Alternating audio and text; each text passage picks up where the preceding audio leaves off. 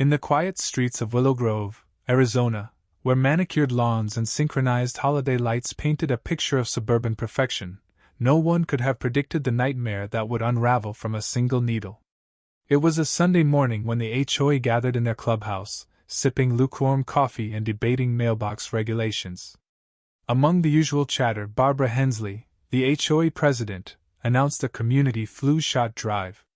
"A quick, voluntary program for anyone over 55, she said, her voice chipper. "A city pilot, vetted and safe.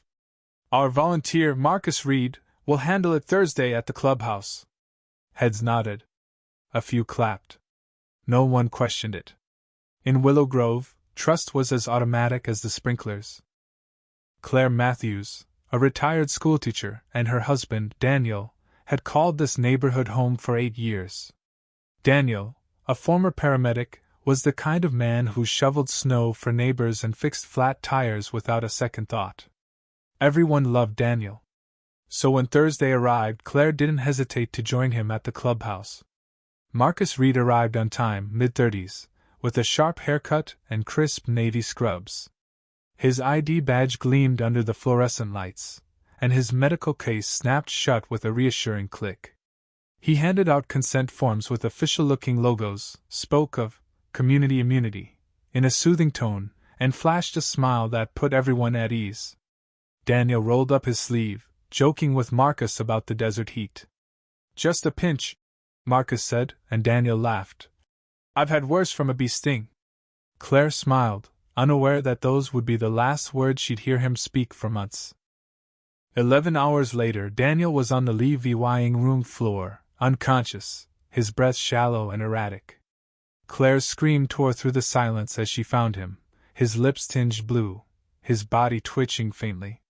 She doesn't remember calling 911, only the blur of paramedics, the screech of stretcher wheels, and the antiseptic sting of the ER at Mercy Regional. Doctors swarmed, machines beeped, and a neurologist delivered the blow. "He's in a coma. Brain activity is minimal." Claire's world collapsed. "He was fine this morning," she whispered, her voice breaking. "It was just a flu shot." The toxicologist's words hit harder. "It wasn't a flu shot. The compound in his system isn't FDA approved. It's not even in clinical databases." Claire's knees buckled. The substance was a neuroreactive stimulant, toxic in high doses, capable of shutting down the brain. And Marcus Reed? No record of him existed. His badge was fake, his forms printed at a copy shop, his public health initiative a lie. He had vanished, Levying Daniel fighting for his life and Claire staring at a truth too horrific to grasp. The next morning, Claire stormed into the HOA office, demanding answers. The assistant shrugged, claiming no digital records existed. "Maybe paper forms?" she offered weakly. Barbara Hensley, flustered, admitted they hadn't verified Marcus's credentials. "He seemed legitimate," she stammered. "He had a badge." Claire's voice was ice. "My husband is dying because you let a stranger inject poison into him." Barbara's rehearsed sympathy felt like a slap. The police were no better. A detective, sipping stale coffee, called it a possible medical accident. "He signed a consent form," he said, as if that excused everything. Claire's hands shook as she left, clutching a cold coffee cup, realizing no one at the HOA, not the cops, would fight for Daniel. So she would. Claire didn't sleep. She scoured HOA newsletters, finding no trace of Marcus Reed.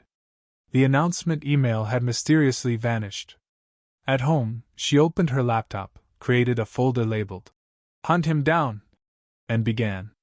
She recalled every detail: Marcus's slight limp, his generic sneakers, the logo on his badge, a crescent moon inside a shield. She requested clubhouse security footage, threatening legal action when the HOA resisted. Alone, she combed through grainy VY Dale, freezing on a gray van with an Arizona plate. A reflection in the glass door revealed the license number. The DMV stonewalled her, but Claire wasn't done. Through a friend, she found Nathan Caldwell, a retired detective who didn't flinch at her story. "This guy's a pro," Nathan warned. I don't care, Claire replied. Find him. Nathan traced the plate to a Tempe rental company. The ID was fake, the deposit cash, but the van's GPS showed a 2-hour stop at a storage facility outside Phoenix. They drove there, Claire's heart pounding as Nathan opened Unit the 39. Inside, a chilling order, shelves of syringes, gloves, and VYALS, some labeled in Mandarin. A biohazard bag held used containers, one matching the batch in Daniel's blood. A lab confirmed it, an experimental neuroenhancer, banned after overseas trials for causing seizures, memory loss, and comas. Marcus Reed wasn't just a fraud, was running illegal drug tests on seniors, using Willow Grove as his lab. Claire's rage ignited. She emailed the lab report to every journalist she could find, posted on social media, and uploaded a raw TikTok video. My husband's in a coma because a fake medic used our neighborhood as a guinea pig. Here's the proof. She held up a VYL, the lab report, and a photo of Daniel at a neighbor's cookout. By morning, the video had 5 million views. News outlets pounced. Suburban scam leaves man in coma. Families from other towns reported similar flu shot incidents. The police couldn't ignore it anymore. A week later, Nathan called. They got him. Marcus, using another alias, was caught in a Reno motel with burner phones, cash, and a ticket to Bogota. His injection kit, still wet, lay in the bathroom. At the trial, Marcus didn't blink.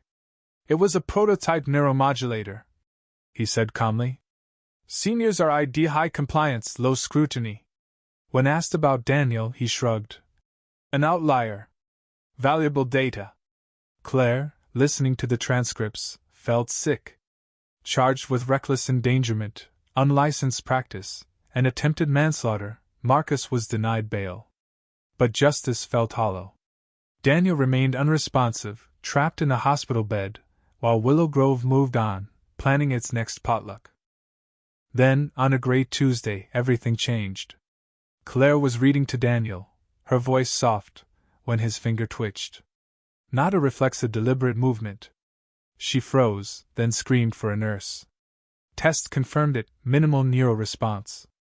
He was still there, fighting.